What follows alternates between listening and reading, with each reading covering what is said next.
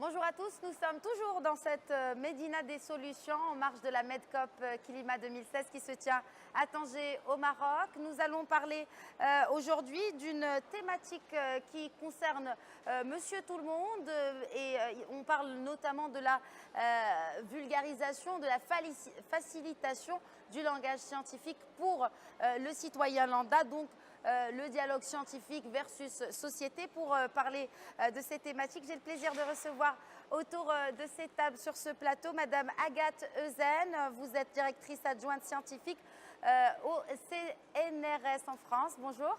Bonjour. Également sur ce plateau, Monsieur Ayman Rabi. You are an executive director within the Palestinian, alors un Palestinien ici à Tanger pour nous parler d'hydraulique. You are within the hydrology group, so we will talk more about what you do for the climate change and for the water resources later. Thank you. Yeah, Thank we you. will. Thank you for being with us. Également sur ce plateau, Monsieur Khalid Temsamani, qui n'est plus à présenter. Il est le président du comité scientifique de cette Medcop Climat. Bonjour. Bonjour Khadija, merci pour l'invitation.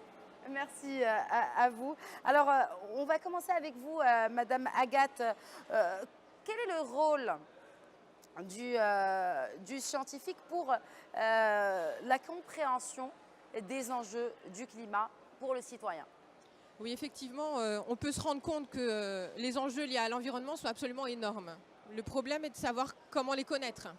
Le rôle du scientifique est en observant, en décrivant, en modélisant, en constituant un grand nombre de données, d'analyser l'ensemble des systèmes, de comprendre le système Terre, le système vivant, qui soit de la biodiversité, les végétaux, les animaux, mais également toutes les sociétés avec leur culture, leurs croyances, etc.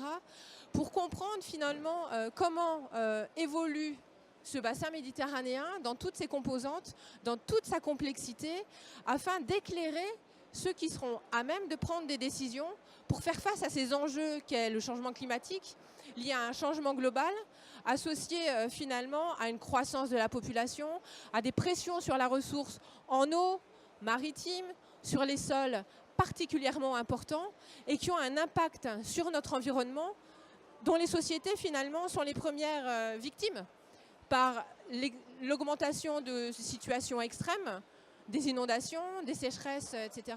Et donc vraiment le rôle des scientifiques, Ils ne sont pas que dans le labo tel qu'on les imagine, ils sont à pas créer des formules pour...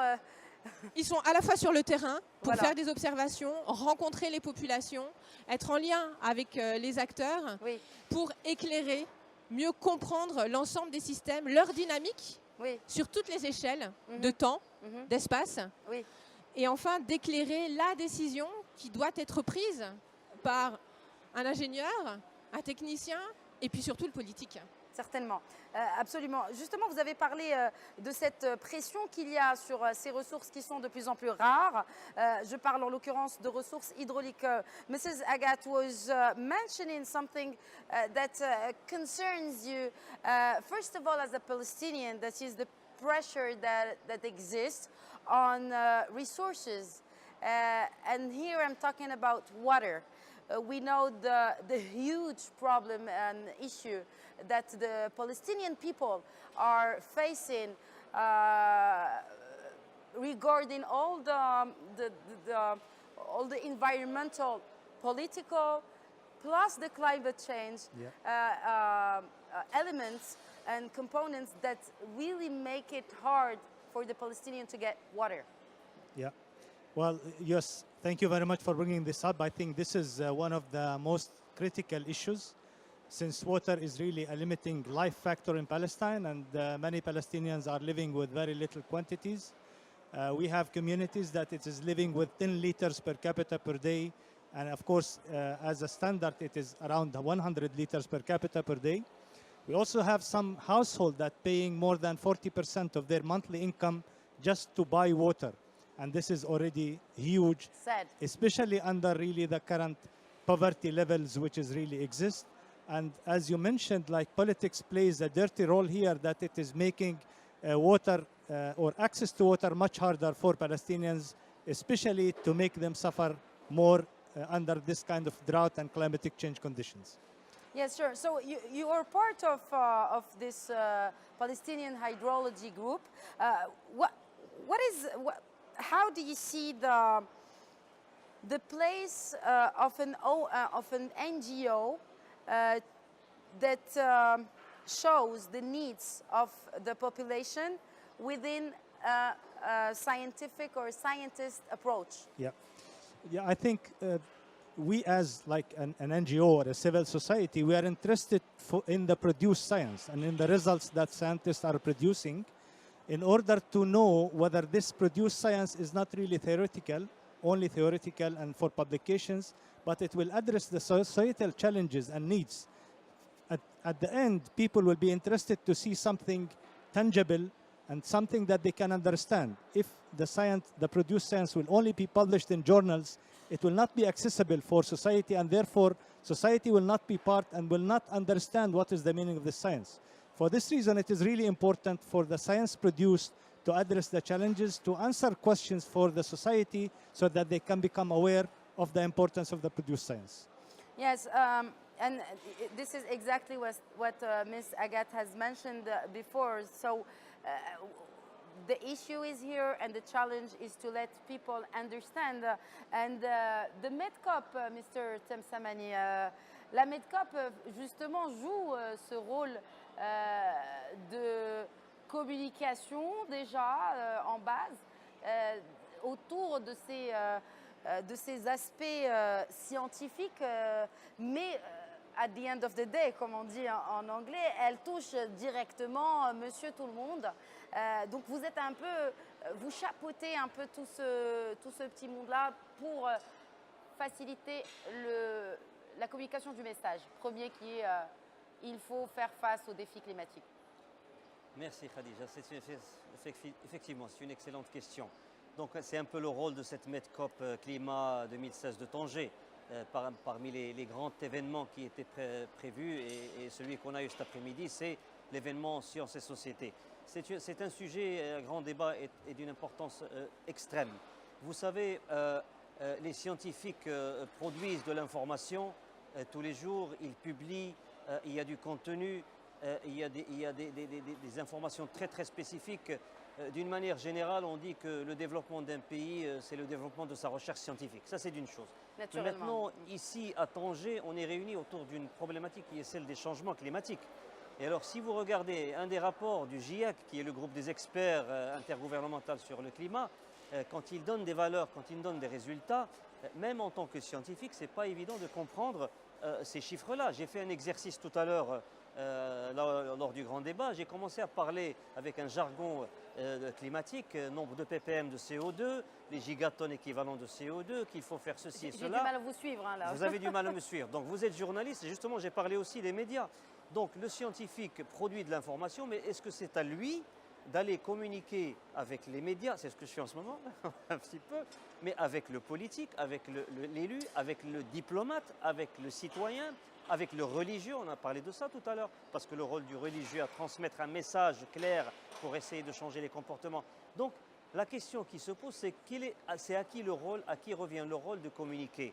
Et c'est un peu la question de la gouvernance en termes de communication sur ces sociétés, c'est de voir, est-ce qu'il faudrait imaginer des interfaces, il y en a d'ailleurs dans certains pays, des interfaces entre le scientifique et les différents secteurs pour lancer le message et le communiquer pour que la décision soit prise, parce qu'au bout du compte, il faut que la bonne décision soit prise pour combattre les effets des changements climatiques. Et cette bonne décision ça est prise par les politiques et autres. Ça d'une part. Ou bien la deuxième option serait que nos universités commencent maintenant à réfléchir à faire des formations de généralistes environnementalistes. Donc c'est la question dont on a discuté tout à l'heure. Est-ce que ce n'est pas mieux d'avoir un généraliste qui pourrait parler tous les langages et communiquer mieux que ce que ferait un pur scientifique expert? Donc ça, c'est un peu ce qu'on a discuté. Voilà. Alors justement, on a parlé des actions des scientifiques. On va un peu parler du CNRS en tant qu'institution qui a son poids hein, dans le domaine. On parle d'une collaboration, d'une coalition méditerranéenne, n'est-ce pas, Monsieur Toumsamani? Est-ce qu'il y a des projets dans ce sens pour justement les scientifiques et pour, dans le sens où les enjeux climatiques sont tellement urgents et importants que ça doit sortir un peu de cette sphère scientifique vers le citoyen? Alors, effectivement, il faut de la recherche fondamentale. Et cela, un grand nombre de programmes de recherche mobilisant toutes les disciplines viennent répondre à des questions relatives à des enjeux liés à la Méditerranée, sur la biodiversité, sur la qualité de l'air, etc. Et il y a des programmes associés à des plateformes multi-acteurs, associant tant des scientifiques que des représentants d'associations, d'ONG, On des parle des politiques. deux rives de la Méditerranée, là? On est complètement international. Est-ce qu'il y a déjà un programme comme ça ou c'est Oui, par exemple le MEDEC. dans le pipe? Par exemple, le MEDEC est une initiative qui a été prise il y a 1 an et qui regroupe à la fois des scientifiques qui, avec leur pluridisciplinarité, viennent répondre aux enjeux liés à la Méditerranée dans toute sa diversité, en lien avec des organismes internationaux comme le Plan Bleu, qui est un organisme de l'ONU, mais également des fondations, également d'autres partenaires qui, dans ce dialogue, vont tâcher de trouver des solutions ensemble qui soient les mieux adaptées et au service du décideur pour entrer dans l'action. Ok. Et donc là, on a des plateformes qui se mettent en place par rapport à ça. Alors, oui, pour rester justement dans le bassin méditerranéen, et là, je me tourne vers Monsieur Rabi pour last question. So you are here in Morocco. How would you evaluate your experience? And maybe we were talking about dialogue. Maybe put in, because the dialogue and the connection between the Moroccan and Palestinian people is here, is within a lot of aspects. What is about climate? What is about resources? And sharing of the Moroccan experience, maybe with the Palestinian. Yeah. Well, first of all, of course, we are living under the same environment. We are the Mediterranean. We are suffering from the same climatic change conditions. And therefore, the experience in Morocco, it's enriching the Palestinian experience as well, and vice versa.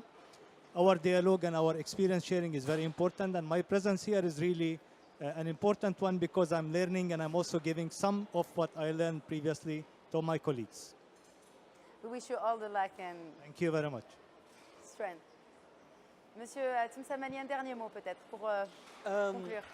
Un dernier mot. Je voudrais tout simplement dire que durant cette MedCop, qui est une occasion extraordinaire pour le réseautage des différents acteurs méditerranéens, tout horizon, qu'ils soient des scientifiques, des décideurs, des ONG, du secteur privé, il faudrait qu'au terme de 2 journées, on sorte avec un agenda positif méditerranéen où toutes les initiatives existantes déjà, qu'on les connaisse d'abord, qu'elles soient regroupées, mais aussi proposer des nouvelles initiatives d'acteurs non étatiques, parce que suite à l'accord de Paris, il a été clairement dit que si on compte uniquement sur les États, pour d'abord baisser le niveau des émissions de gaz à effet de serre d'une part, mais aussi pour un peu regarder ce qui se passe en termes d'adaptation, ce n'est pas suffisant.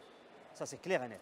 Donc, il faut s'appuyer des autres initiatives, et d'ailleurs Agathe a parlé de la plateforme Nazca, qui est une plateforme que beaucoup de gens en Méditerranée ne connaissent pas. Parce que la plateforme Nazca, c'est la Non-State Actors Zone for Climate Action.